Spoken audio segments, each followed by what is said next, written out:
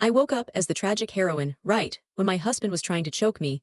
I used to think tragic romance heroines had one serious problem. They never knew when to speak. They could be framed, humiliated, slapped, abandoned, accused of things they never did, and somehow their first instinct was always to lower their eyes and whisper, "I didn't." Then when nobody believed them, they would cry quietly in the rain. I hated that. Not because crying was weak. Sometimes crying was the only normal reaction. But if someone accused me of ruining their life, stealing their love, drugging them into marriage, and destroying their bright future, I like to believe I would do more than stand there looking pitiful. I would explain. If they refused to listen, I would show proof. If they still refused to listen, I would leave. And if they put their hands on me, well, that was between them and whatever body part I could reach first. Apparently, the universe heard me talking too much. Because the next time I opened my eyes, I was lying on a bed I had never seen before, in a room that looked like an expensive hotel suite, with a man's hands wrapped around my throat. For the first 2 seconds, I honestly thought I was dreaming. Then his fingers tightened. Air became difficult. My throat burned. The man above me had sharp brows, a perfect jaw, and eyes full of disgust. He looked like the kind of male lead readers were supposed to forgive, because he had a sad childhood and owned several companies. Unfortunately, he was also choking me. "If you hadn't drugged me back then," he said through clenched teeth, "I would never have married you." My head buzzed, drugged, married. Who was this man? "You vain, greedy woman," he continued. "You don't love me at all. You only wanted the Lawson family's money." A sharp pain flashed through my skull. Then a flood of memories rushed in so quickly that I almost gagged. Monica Garcia. 24 years old. Legal wife of Henry Lawson. Daughter of the Garcia family. Heroine of the tragic romance novel I had been reading before bed. I had transmigrated into the heroine. Right at the scene where the male lead was supposed to abuse her for a misunderstanding that would last most of the story. For a moment, I stared at Henry Lawson's furious face. Then I lifted my knee and slammed it upward, hard. Henry's expression changed instantly. He let go of my throat and folded over with a sound that did not match his expensive suit. I rolled away from him, coughing as I sat up. My throat hurt so badly that swallowing felt like dragging sandpaper down my neck. Henry staggered backward, one hand gripping the bed frame, the other hand pressed between his legs. His face had gone pale. Cold sweat gathered at his temples. Even in pain, he still tried to glare at me. "Monica," he breathed. I rubbed my neck and looked at him. "What?" His eyes widened slightly, probably because the original Monica would have cried by now. I was not feeling very original. "You dare hit me." "I was aiming lower," I said. "So technically, yes." His expression darkened. "You finally stopped pretending." That made me pause. Because there it was. That line. The classic male lead line.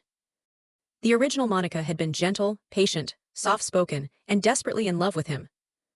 She had explained herself again and again, hoping that one day he would believe her. Henry had never believed her. And now the moment she defended herself, he called it her true face. I almost laughed. Not because it was funny. Because I had read enough tragic romance novels to know this type of man by heart. They loved quiet women, until quiet women finally spoke. Then suddenly, it became betrayal. Henry slowly straightened up. The movement clearly hurt him, which gave me a small amount of joy. "Monica," he said, voice low, "don't think this changes anything. You trapped me into this marriage. You hurt Claire. You ruined everything, Claire." The name clicked. Claire Garcia. My younger half-sister. The illegitimate daughter my father had brought home after my mother died.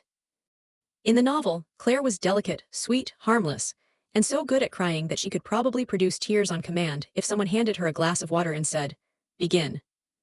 She was also the person who had stolen Monica's identity as Henry's lifesaver. Years ago, Henry had been attacked by enemies of the Lawson family. He escaped, injured and half-blind from trauma.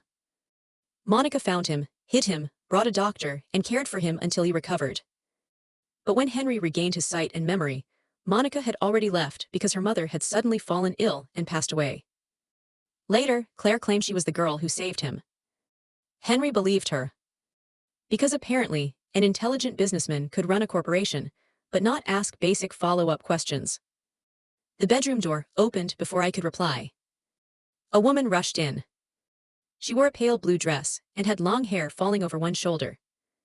Her eyes were already wet, though she had not been in the room long enough to know what happened. Impressive, Henry. Claire ran to his side and reached for his arm. Are you okay? Then she looked at me. Her face shifted so smoothly from concern to hurt that I nearly applauded. Sister, she said, voice trembling, how could you be so cruel? Henry is your husband. I stared at her for a moment. Then I looked at Henry.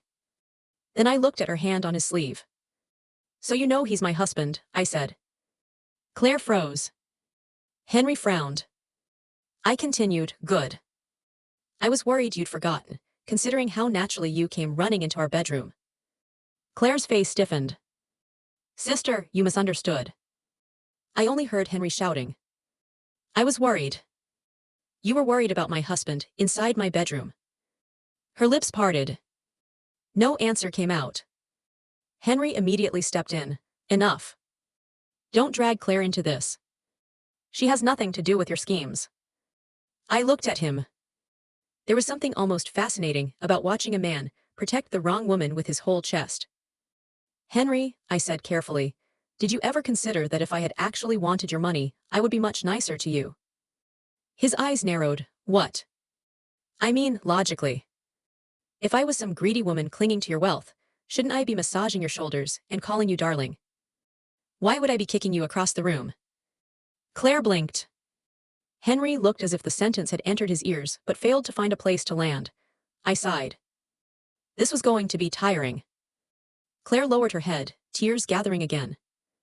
Sister, I know you hate me because Henry treats me kindly. But he only helps me because I once saved him. You can be angry at me, but please don't hurt him. There it was. The stolen credit. The sentence that had ruined Monica's marriage for years. The original Monica had heard that sentence countless times and swallowed her grief every time. She had tried to explain, but Henry always shut her down before she could finish. I was not interested in reenacting that tragedy. Claire, I said. She looked up, wary now. Do you ever get tired? She seemed confused. Of what? Acting. Her tears paused. For the first time, something sharp flashed through her eyes. Henry noticed nothing. Of course he didn't. He was too busy standing there, with the wounded pride of a man who had been injured in both body and ego. Monica, he said coldly, apologized to Claire. I stared at him. Then I smiled. No. His face went still. What did you say? I said no. I stood up, adjusted the robe on my shoulders, and stepped toward the door. I'm tired. I'm injured. And I have better things to do than perform regret for two people who enjoy misunderstanding as a hobby. Henry grabbed my wrist. The original Monica's body reacted before I did. Her wrist tensed in fear, as if this had happened many times before. That small instinct made my mood collapse. I looked down at his hand. Then at him, let go. His grip tightened. You don't get to walk away whenever you want.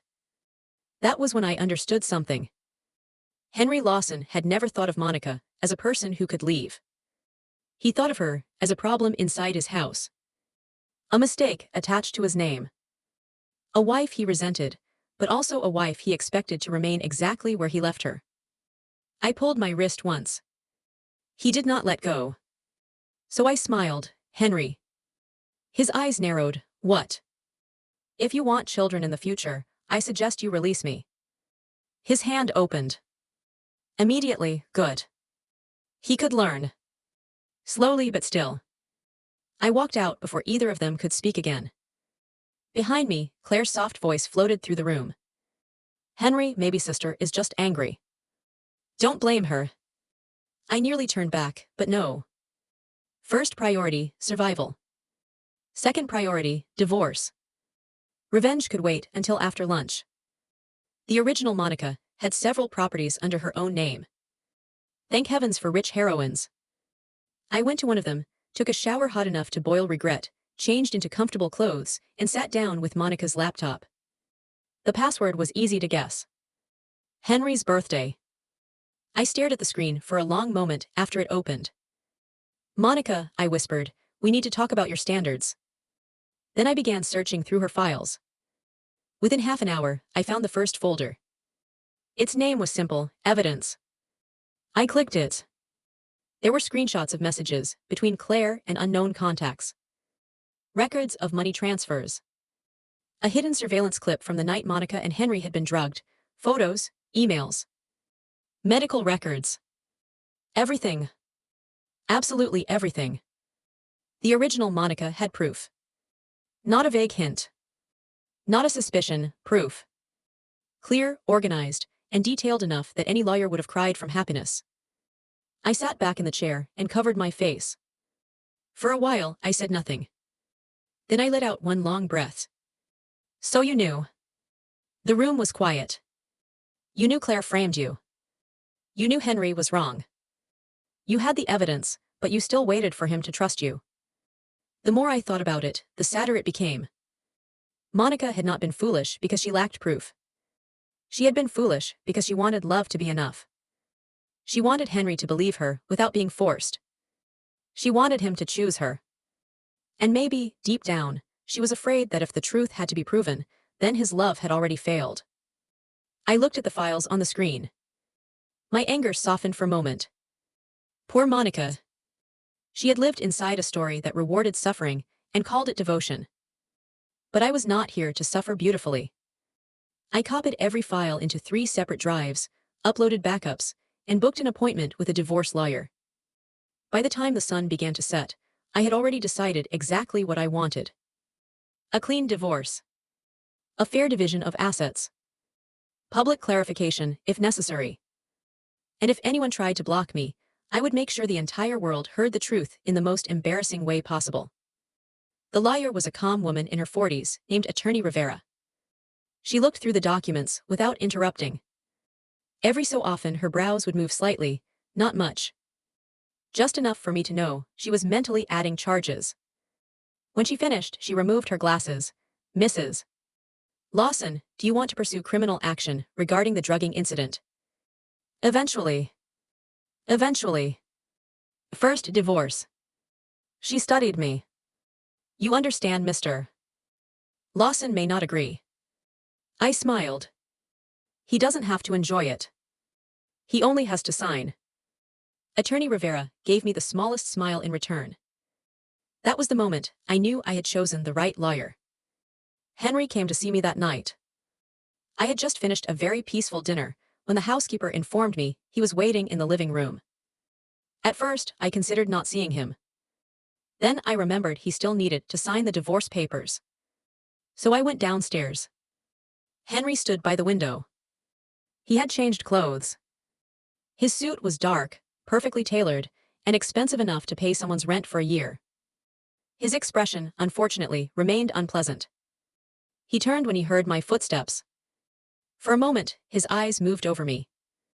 I was wearing a soft cream dress, hair loosely tied back, no makeup except lip balm. The original Monica would have dressed carefully if Henry visited. She would have worried whether he liked her clothes, whether her hair looked messy, whether she seemed gentle enough. I came downstairs holding a bowl of strawberries. Henry stared at the bowl. I ate one. What do you want? His mouth tightened. I came to talk. About the divorce. His eyes darkened. Stop saying that word. A divorce. Monica, Henry. He inhaled slowly, like I was testing his patience. Which I was. I know you're angry, he said. But what happened today doesn't change the past. You mean the past, where you accused me of drugging you without evidence? His face stiffened. The circumstances were obvious. They were convenient. That isn't the same thing. He looked away. That small movement told me something important. He had started to doubt. Not enough. But enough that the ground under his certainty had cracked. I placed the bowl on the table and sat across from him. Henry, let's stop wasting time. I pulled the folder from beside me and pushed it toward him. He looked down. The words divorce agreement sat at the top of the page. His entire face changed. Not dramatically. That would have been too honest. Instead, he went very still. Like a man who had walked into a room, expecting an argument, and found an ending. You prepared this already, yes. His fingers pressed against the paper. You planned this. I made a decision. You're angry, so you're trying to scare me. No. He looked up. I met his eyes. I'm trying to leave you. For the first time since I had met him, Henry had no immediate response. The silence lasted long enough for the housekeeper to quietly retreat from the doorway. Finally, he said, I apologized. You did not apologize. You announced that you came to talk. I came because I know I may have misunderstood some things. May have. His jaw tightened. Monica, do not push me. I leaned back. There it was again. The warning.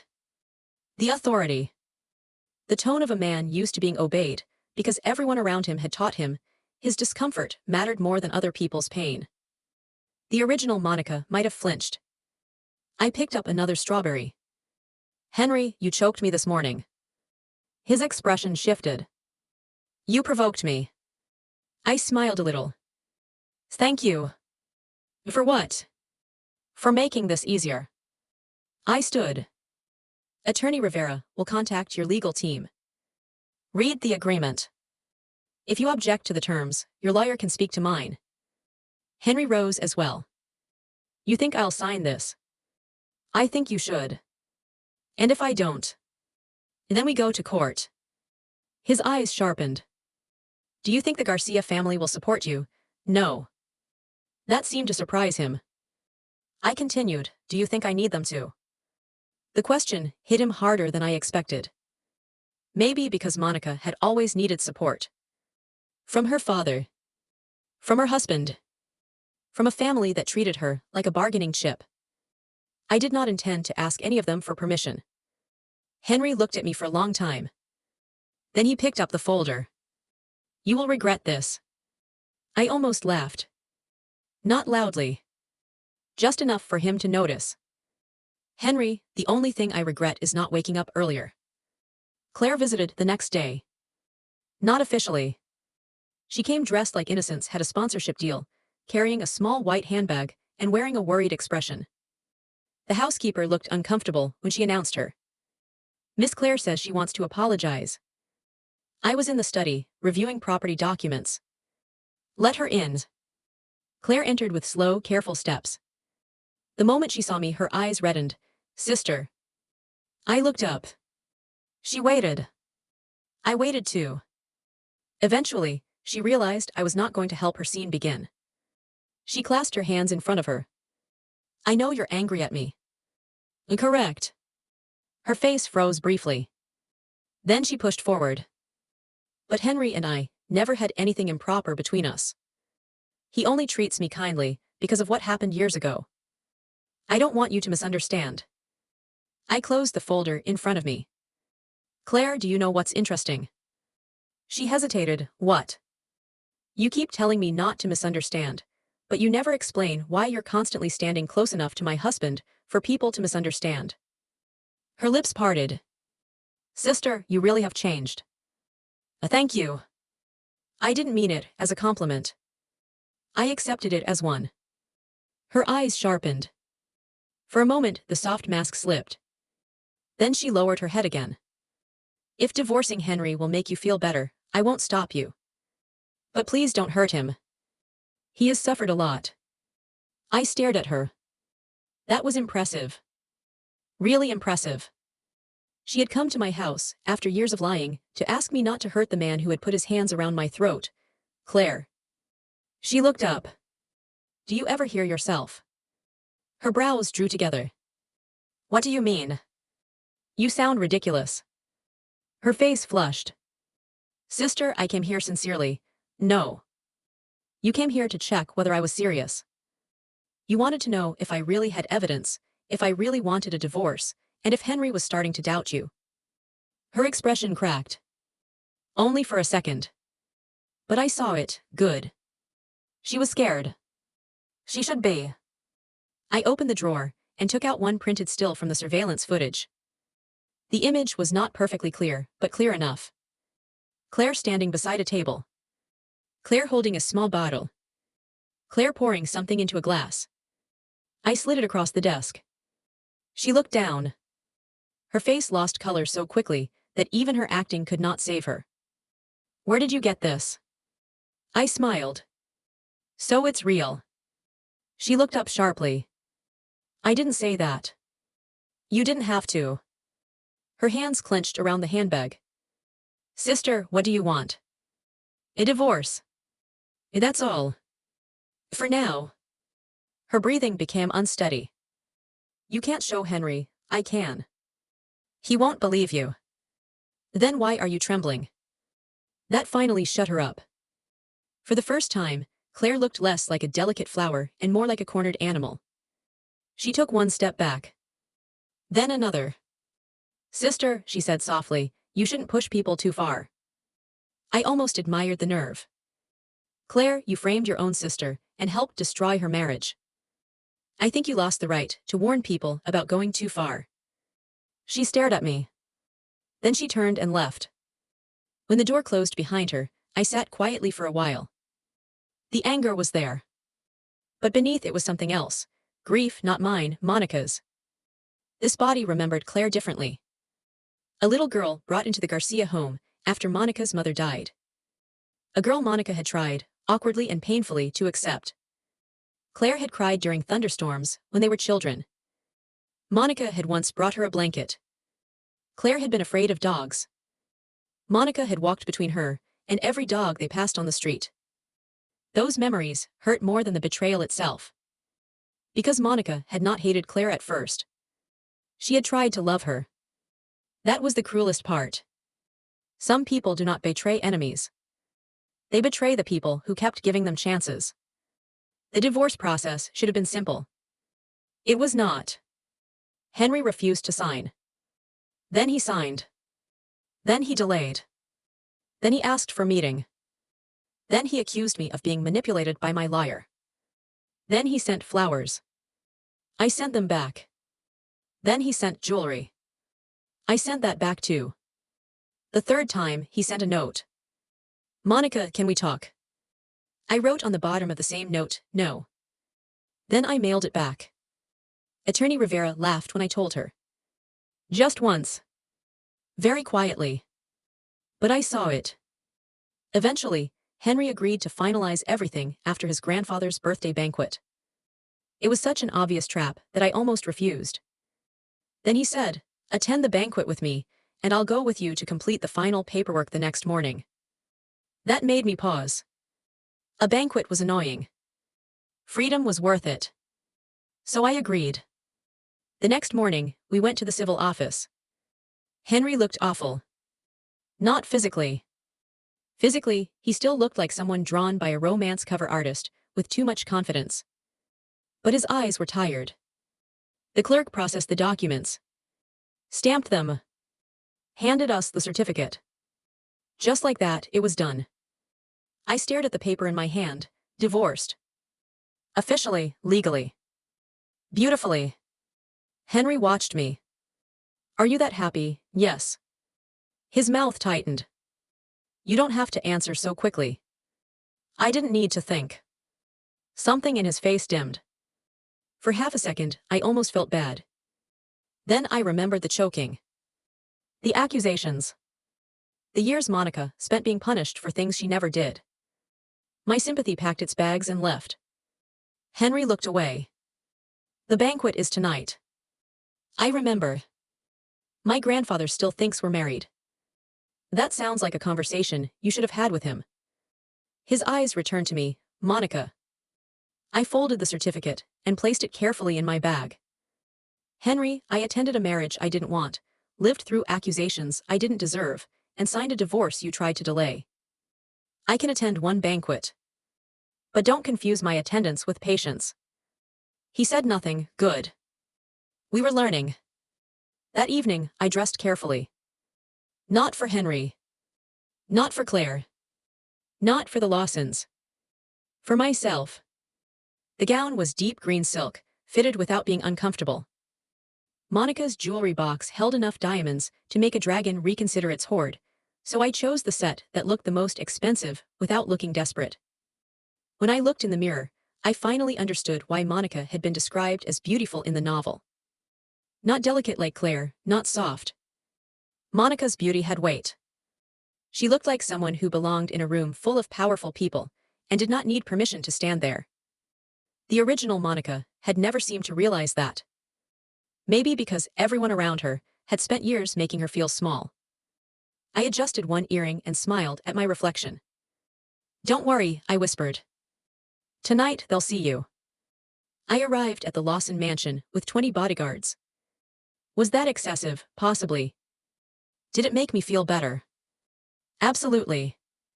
The banquet hall was already full when I entered. Conversations softened. Faces turned. People recognized me immediately. Some looked curious. Some looked sympathetic. Some looked thrilled in the way rich people do when they sense an incoming scandal, but want to pretend they are above gossip. Grandfather Lawson saw me first. He was seated near the front, silver-haired and dignified, with sharp eyes that softened when they landed on me. "Monica," he said warmly. "Come here, child." I walked over and handed him his gift. "Happy birthday, Grandpa Lawson." He accepted the box with a smile. "You're thoughtful as always. Where is that brat Henry? Why didn't he arrive with you?" Before I could answer, the room stirred. I turned. Henry had entered, with Claire holding his arm. The timing was almost artistic. Claire wore white, of course. A flowing dress, pearl earrings, soft makeup, the whole innocent little flower arrangement. Her hand rested lightly on Henry's sleeve. Not enough to look vulgar. Just enough for everyone to notice. The whispers started immediately. I did not have to strain to hear them. "Isn't that Monica's younger sister? Why did Henry bring her? On the old master's birthday too? That's humiliating." Claire heard it too. Her smile stiffened. Henry's face was unreadable, but his eyes found mine from across the room. He looked like he expected a reaction. Jealousy maybe, anger, tears. Something to prove I still cared. I gave him nothing. That seemed to bother him more than rage would have. Claire and Henry approached. Grandfather Lawson's expression cooled with every step. "Grandpa," Claire said sweetly, offering a gift box. "I wish you good health and many happy years." Grandfather Lawson did not take it. He looked at Henry. "What is the meaning of this?" Henry's jaw tightened. "Claire came to give you her birthday wishes. She is not family." Claire's face paled. Henry frowned. "Grandpa." The old man struck his cane lightly against the floor. "Do not grandpa me. You brought your wife's sister to my birthday banquet on your arm. Do you think I'm already senile?" People nearby pretended not to listen while listening very hard. I took a sip from a glass a waiter had offered me. Excellent timing. Claire lowered her head. "Grandpa Lawson, please don't blame Henry. I asked to come. I only wanted to pay my respects." Grandfather Lawson's eyes moved to her. His gaze was not cruel. It was worse. It was dismissive. "You may pay your respects from a proper distance." Claire's fingers tightened around the gift box. For a moment, I thought she might cry. Then her eyes shifted to me. Ah. There it was, the plan. If she cried, Henry would defend her. If Henry defended her, people would think I was pitiful. If I got angry, she would become the victim. It was a familiar routine. Unfortunately for her, I had no intention of following the script. I smiled. "Grandpa Lawson, please don't be too harsh. Claire isn't Henry's mistress." The room went so quiet that the music sounded suddenly too loud. Claire stared at me. Henry's eyes narrowed. Grandfather Lawson frowned. I continued pleasantly. "Henry and I finalized our divorce this morning. The certificate is still in my bag, actually." So Claire isn't interfering in my marriage anymore. Congratulations to everyone here. You're receiving the news before the magazines. For 3 full seconds, nobody moved. Then the hall erupted. Grandfather Lawson's face changed. What? Henry stepped forward. Monica. I ignored him and took out my phone. The photo of the divorce certificate was clear. Date, names, stamp. Everything. Grandfather Lawson looked at it, then at Henry. You actually divorced her. Henry's mouth opened. Nothing came out. Claire whispered, Sister, why announce it like this? I looked at her. Would you prefer I let everyone assume I'm still married while you hold my ex-husband's arm? Her face flushed. That's not what I meant. Then explain what you meant. She had no answer. That was becoming a habit. Grandfather Lawson's hand trembled around his cane. Henry, you fool.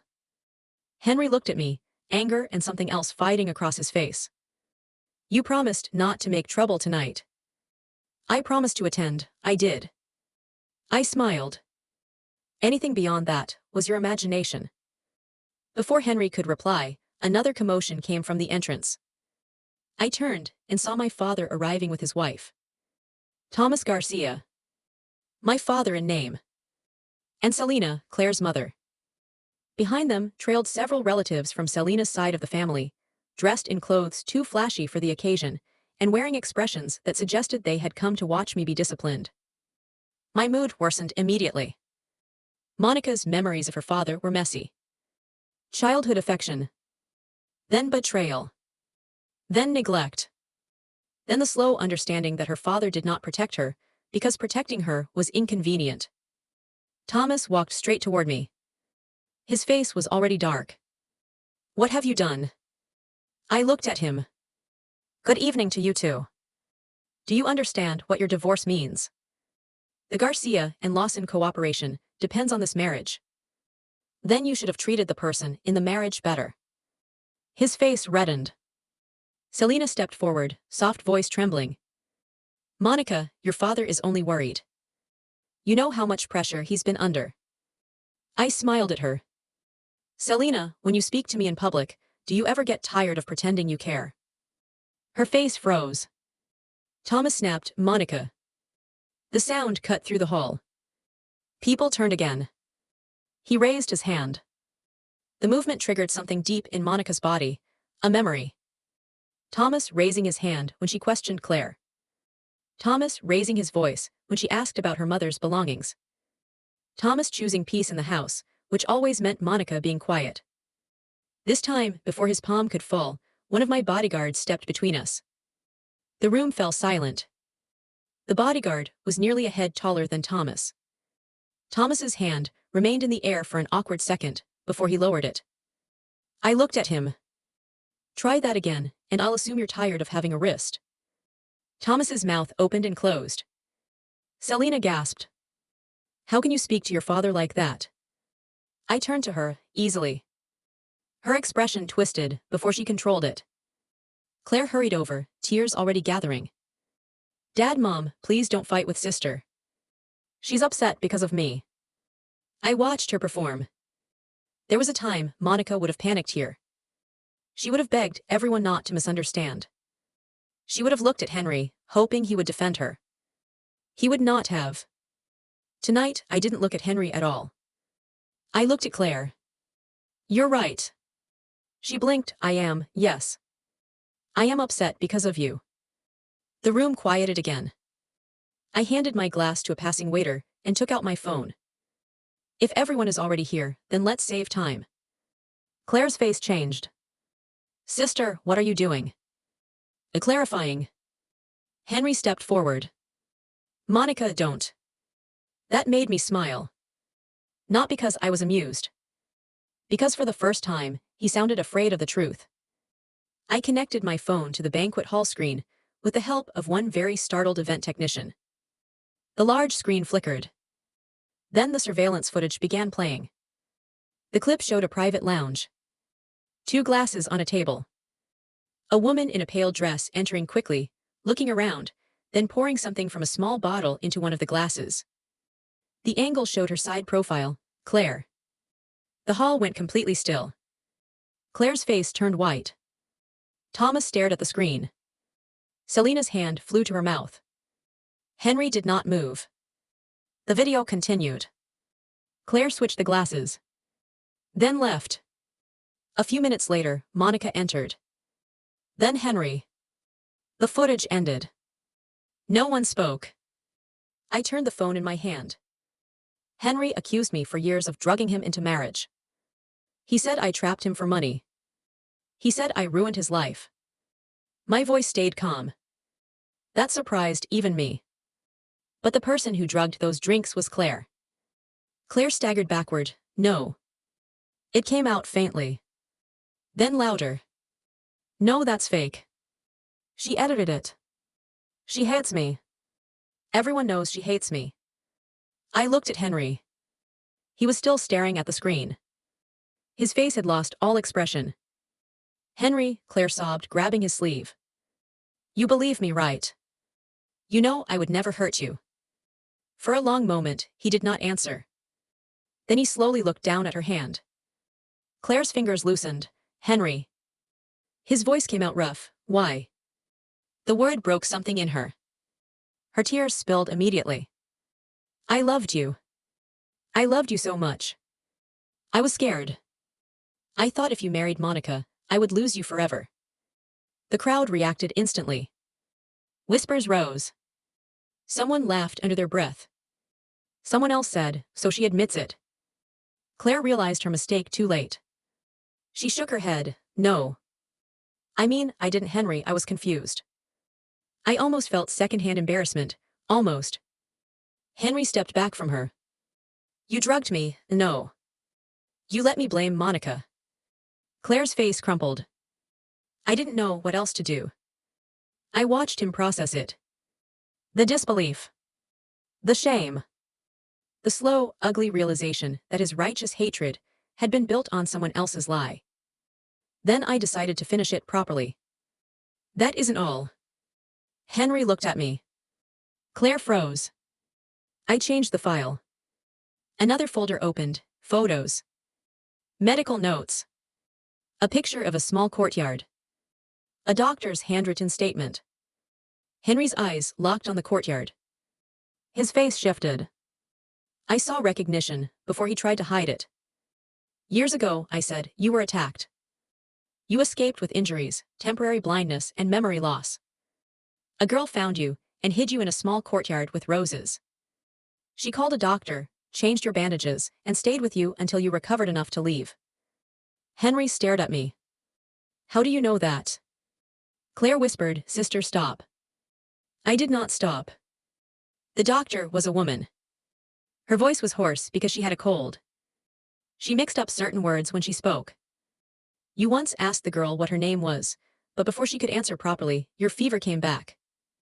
Henry's face had gone pale. Claire shook her head frantically. No. No, Henry, she only knows because I told her. I looked at Claire. When Henry asked you about that doctor, you told him the doctor was a man. Henry turned to her. Claire's lips trembled. You were injured. Your memories were confused. His voice dropped. You said that before too. She swallowed. You were confused. I remember the roses. Claire said nothing. I remember the doctor's voice. Her eyes filled with panic. I remember someone singing quietly when she changed my bandages because she thought it would distract me from the pain. Claire looked trapped. Henry turned back to me. His eyes were red now. Not from tears yet. From the effort of holding them back. It was you. I met his gaze, yes. The word fell between us, small, simple, too late. Henry took one step toward me. Monica, I stepped back, no. He stopped. You should have told me. That made something inside me go cold. The entire room was watching us, but in that moment I forgot them. You are not going to make this my fault. His face changed. I didn't mean you did. You always do. My voice stayed steady, though my hand tightened around my phone. I tried to tell you. Monica tried to tell you. You didn't listen because believing Claire was easier. Hating me was easier. His throat moved. Claire suddenly cried out, "This is unfair. Why does she get everything? She was born legitimate. She had the Garcia name. She had Henry. And now she wants to take even this from me." The words exposed her more completely than the video did. People stared. Selena rushed to her daughter's side. "Claire, don't speak nonsense." But it was too late. Claire was shaking now, all softness gone. "You always had everything," she snapped at me. "Everyone pitied you after your mother died. Everyone said, 'Poor Monica, poor Monica.' What about me? I had to live like a secret. My mother had to wait years before she could stand beside Dad openly." I looked at her. For once, I did not insult her. I did not need to. "Claire, your mother was a mistress." Selena's face went rigid. I continued, "That was not my mother's crime. That was not my crime. You being angry that my mother had the place your mother wanted does not make you a victim of me." Claire's mouth trembled. Thomas finally spoke, "Enough." I turned toward him. He looked older than he had when he entered. Not wiser. Just more exposed. "This is a family matter," he said. "There is no need to discuss it in front of outsiders." I almost smiled. Of course. Now he cared about dignity. Not when his legitimate daughter was being humiliated. Not when Claire stood beside Henry in public. Not when he raised his hand to hit me, only now. When the shame pointed back at him. "No," I said. "It stopped being a family matter when all of you used my marriage, my reputation, and my silence for your benefit." Grandfather Lawson slowly stood. His face was ashen. "Henry." Henry did not look at him. He was still looking at me. "I'm sorry." The apology came quietly. Almost painfully. There were probably people in the room who felt moved. I was not one of them. "Good," I said. His eyes flickered. "Good. You should be sorry." He looked like the words hurt. I hoped they did. Then I turned to Grandfather Lawson and bowed slightly. "Grandpa Lawson, I'm sorry your birthday became like this. I came tonight because Henry made my attendance a condition for finalizing the divorce. Since the truth is already out, I'll leave first." The old man looked at me with regret. "Child," I smiled gently. That part was real. He had been kind to Monica. Not enough to save her, but kind. "Take care of yourself." Then I walked away. Henry followed. Of course he did, Monica. I continued walking. "Monica, wait." I reached the hallway before he caught up. His hand moved like he wanted to grab me, then stopped halfway. At least he had learned one thing tonight. I turned. "What?" His eyes were wet now. The great Henry Lawson, who had once looked at Monica like she was something beneath his shoe, stood in front of me looking broken. I didn't know. I stared at him. The hallway was quieter than the banquet hall. Behind us, the muffled chaos continued. Claire crying. Thomas shouting. Grandfather Lawson scolding someone. All of it sounded far away. "You didn't know because you didn't want to know," I said. He flinched. I was deceived, yes. He looked almost relieved for a second. Then I added, "But being deceived doesn't explain why you enjoyed punishing me." His face went still. I continued, "You could have kept your distance. You could have investigated. You could have treated me like a person while you hated me. But you didn't. You wanted me to suffer because suffering made me look guilty, and if I was guilty, then you didn't have to question yourself." His breathing turned uneven. "That's not true." "Isn't it?" He could not answer. Good. Some questions were not meant to be escaped. He whispered, "Can we start over?" There it was. The line I had been waiting for. The final fantasy of every regretful male lead. Start over. As if the past was a page you could tear out. As if apologies were time machines. As if Monica had not spent years loving someone who made her feel unworthy of being believed. No. Henry's face crumpled in a way that would have hurt the original Monica. It did not hurt me. Maybe that made me cruel. Or maybe I was simply the first person in this story who understood that pain did not automatically deserve reward. I know the truth now, he said. I know you saved me. I know you didn't drug me. I know Claire lied, and... His voice cracked. And I love you. I looked at him for a long moment. Then I shook my head. No, Henry. You love the idea that the woman you hurt was secretly the woman you were searching for. You love how tragic that makes you feel. You love regret, because regret lets you pretend you finally become a better person. His lips parted. No sound came. The Monica who loved you is gone, I said. You killed that love slowly. One accusation at a time. His eyes reddened further. She can't be gone. Oh, she is. I don't believe you. You never did. That ended the conversation more completely than shouting would have. Henry stood there, unable to move. I turned and left. This time, he did not follow. The aftermath was not quiet. Stories from that banquet spread faster than official statements could control them. Claire's image collapsed first. For years, Henry had poured resources into her entertainment career because he believed she had saved his life. Every role, endorsement, interview and magazine cover had been polished by Lawson money. Once the truth came out, people began looking closer. Former staff members spoke up. Assistants shared stories. Directors complained about her behavior. Old scandals surfaced. Within weeks, Claire became a name no production team wanted attached to their project. Henry did not protect her. That shocked many people. It did not shock me. Henry was a man who loved symbols. Claire had once symbolized salvation. Now she symbolized humiliation. As for the Garcia family, their collapse took longer but cut deeper. Attorney Rivera helped me reopen questions around my mother's death. The original novel had only mentioned that Monica's mother died of illness. But Monica's files contained doubts. Strange medical records. Missing medication. A nurse who had quit suddenly. Payments from Selena's private account. Once I saw those documents, I understood why Monica's soul still felt heavy inside this body. Her mother had not simply died. She had been helped toward death. I submitted everything to the police. When Thomas and Selena were taken in for questioning, Claire screamed so loudly in the Garcia house that even the neighbors came out to watch.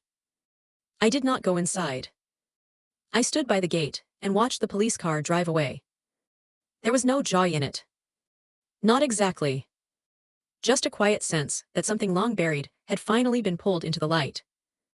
Later that night, I dreamed of Monica. Not clearly. I only remember a courtyard filled with roses. A young woman stood with her back to me, wearing a white dress. She did not turn around. But somehow I knew she was smiling. When I woke up, my pillow was wet. I sat there for a long time, one hand over my chest. Then I whispered, "I'll live well." The words were not for me alone. Henry came to see me one last time. It was raining that afternoon. I had just returned from meeting with a realtor about selling the old Garcia house when I saw him standing outside my gate. He looked thinner. His coat was damp. His hair, usually perfect, had fallen slightly over his forehead. In another story, maybe the scene would have been romantic. The regretful man in the rain. The woman he wronged. The final chance. But life is not softened by rain just because someone looks pitiful. I stepped out of the car. Henry looked up. For a moment, neither of us spoke. Then he said, "You're not Monica." I paused. That was unexpected. He gave a faint, broken smile. "Monica wouldn't speak like you. She wouldn't look at me like that. She was gentle." I closed the car door. "Yes," I said, "she was." His eyes searched my face. "Who are you?" I walked past him toward the gate. "That doesn't matter." He followed a step. "It matters to me." I stopped. The rain tapped softly against the umbrella my driver held above me. I turned back. You're right. Monica was gentle. She was patient. She loved you, even when you didn't deserve it. So tell me, Henry, what did you do with that love? His face turned pale. I continued, you were given the best version of her, and you destroyed it. Now you're standing here grieving, because the woman who survived you is no longer soft enough to comfort you. His mouth trembled. I didn't want her to die. No one ever says they wanted to kill the flower. They just kept stepping on it and acted surprised when it stopped blooming. He lowered his head. The rain slid down his face, but I could not tell whether he was crying. I did not care enough to check. I went to the courtyard, he said. The roses are still there. Something in Monica's memories stirred. A small courtyard, bandages. A young man sleeping through fever. A girl leaving a note. Live well. Henry's voice cracked. I found the old medical box. I found the note you left. Monica left it. He looked at me. I corrected myself. She left it. His eyes filled. I'm sorry. This time the apology sounded real. Too bad. Real did not mean useful. Henry, I said, an apology that arrives after the funeral is only for the person saying it. He flinched.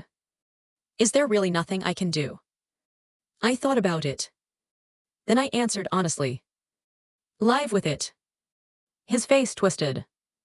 I turned and walked through the gate. Behind me, Henry did not call my name again. A week later, I heard the Lawson board removed him from core management. Officially, it was because of several business mistakes and emotional instability. Unofficially, everyone knew the truth. Henry Lawson had spent so long standing above Monica, judging her, punishing her, treating her like a stain on his life. Then the truth came out and left him with nowhere to stand. I heard he moved into the old courtyard afterward. The one with the roses. People said he sat there for hours every evening. Maybe waiting. Maybe remembering. Maybe punishing himself. That was his story.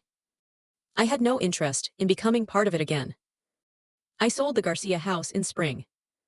The day I signed the papers, sunlight came through the office windows and landed across the table. Attorney Rivera asked, "What will you do now?" I looked at the final document. The Garcia house was gone. The Lawson marriage was gone. Claire's lies were gone. Thomas and Selena were facing consequences. Henry's regret was no longer my burden. For the first time since I opened my eyes in this world, there was nothing pulling me backward. I'll travel, I said. Attorney Rivera smiled. That sounds nice. I'll invest. Maybe open a business. Maybe buy a ridiculous house near the sea. That also sounds nice. Maybe I'll fall in love. She raised a brow, maybe. I laughed softly. Maybe not. Outside, the city moved on as if nothing had happened. Cars passed. People crossed the street. Someone laughed near the entrance. Life was almost rude that way. It continued. Even after grief.